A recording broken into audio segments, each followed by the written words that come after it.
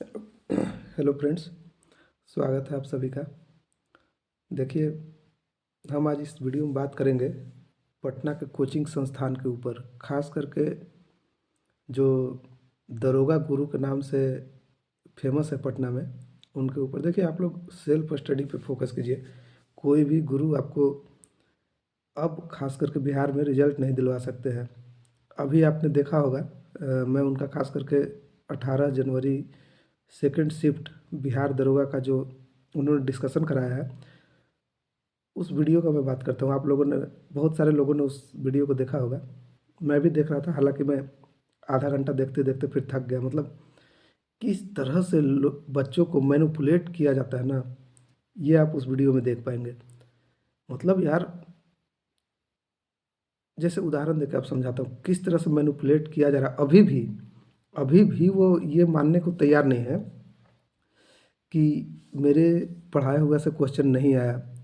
ठीक है, अब देखिए, मैं एग्जांपल देकर बताता हूँ कि कैसे वो मैनिपुलेट कर रहे हैं लोगों को, बच्चों को कैसे अभी भी फुसला रहे हैं या बहला रहे हैं।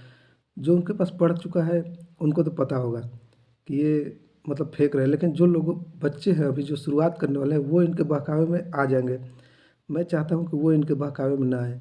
देखिए, पहला क्वेश्चन जो उन्होंने डिस्कस कराया है 18 जनवरी सेकंड शिफ्ट का, उसमें नीति आयोग के गवर्निंग काउंसिल पे बात किया उन्होंने, और वीडियो चला के उन्होंने बताया कि हाँ, मैंने ये पढ़ाया है कि उसके सदस्य होंगे राज्यों के मुख्यमंत्री और यूटी के लेफ्टिनेंट गवर्नर।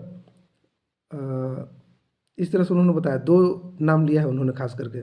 ठीक है, कि राज्यों के मुख्यमंत्री और यूटी के लेफ्टिनेंट गवर्नर। लेकिन जो एग्ज़ाम में क्वेश्चन पूछा था सेकंड शिफ्ट में, उसमें ऑप्शन में था भारत के प्रधानमंत्री, तीसरा ऑप्शन, और चौथा था राज्यों के राज्यपाल। तो कुछ लोग बोलेंगे हाँ ठीक है, अध्यक्ष तो बताया ना सर ने कि अध्यक्ष प्रधानमंत्री होते हैं, सब कुछ प्रधानमंत्री के अनुसार होता है। लेकिन ये बताइए कि उन्होंने कहीं पे ये बताया कि प्रधानमंत्री भी इसके सदस्य होते हैं। लेकिन क्वेश्चन ये पूछा है कि प्रधानमंत्री भी इसके सदस्य होता है। अब कोई बच्चा उसमें कंफ्यूज हो सकता है ना कि प्रधानमंत्री अध्यक्ष तो होते हैं यार।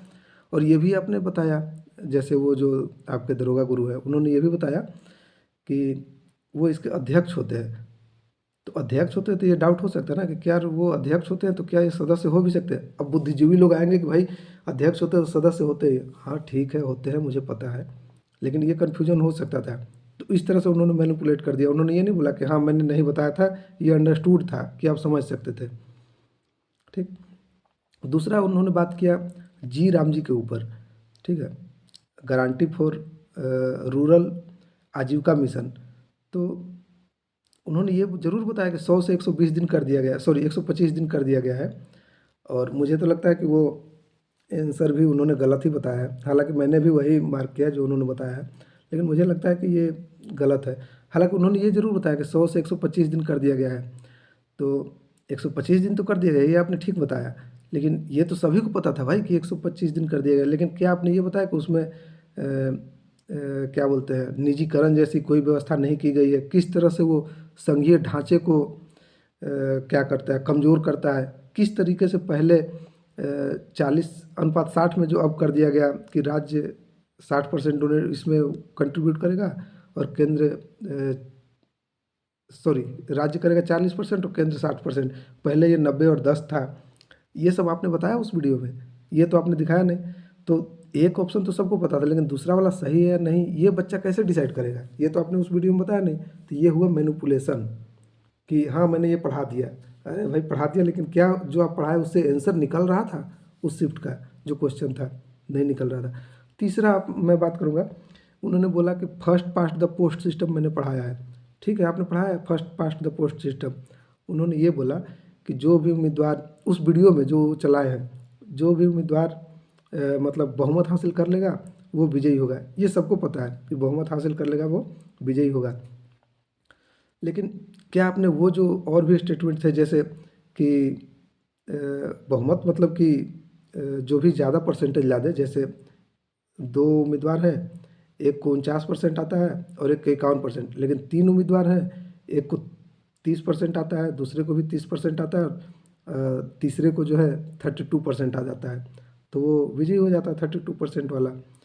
तो तो ये आपने बताया कि 50% का बहुमत लाना ज़रूरी नहीं है इसमें। क्या आपने ये बताया उस वीडियो में कि संविधान में ये मेंशन है या नहीं है?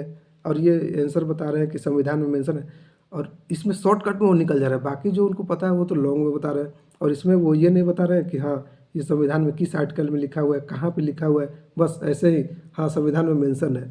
यार ये मैनिपुलेशन छोड़ दो, और नए बच्चे अब आप समझ जाओ कि ये कुछ नहीं है। ये तो यार मुझे लगता है कि इनको खुद अभी पढ़ने की ज़रूरत है काफ़ी चीज़ें। मैं ये नहीं बोल रहा कि मैं काफ़ी जानकार हूँ, मतलब ऐसा कुछ नहीं है, लेकिन ये मैनिपुलेशन छोड़ दें। कोई भी गुरु हो, मैं किसी का भी विरोध नहीं कर रहा, किसी का समर्थक नहीं हूँ। ये मैनिपुलेशन छोड़ दें, और नए बच्चे खास करके इनसे दूर ही रहें। आप सेल्फ स्टडी करेंगे तभी आपको सफलता मिलेगी।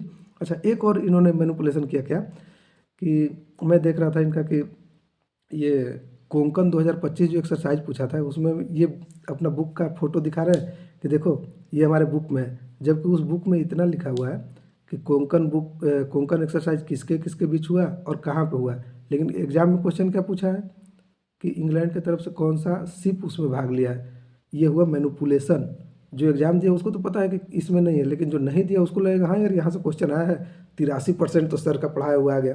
भाई कुछ नहीं है, बिल्कुल इनका पढ़ाया हुआ नहीं आया है। मुझे लगता है कि ये फालतू के, वो इनके दिन अब गए।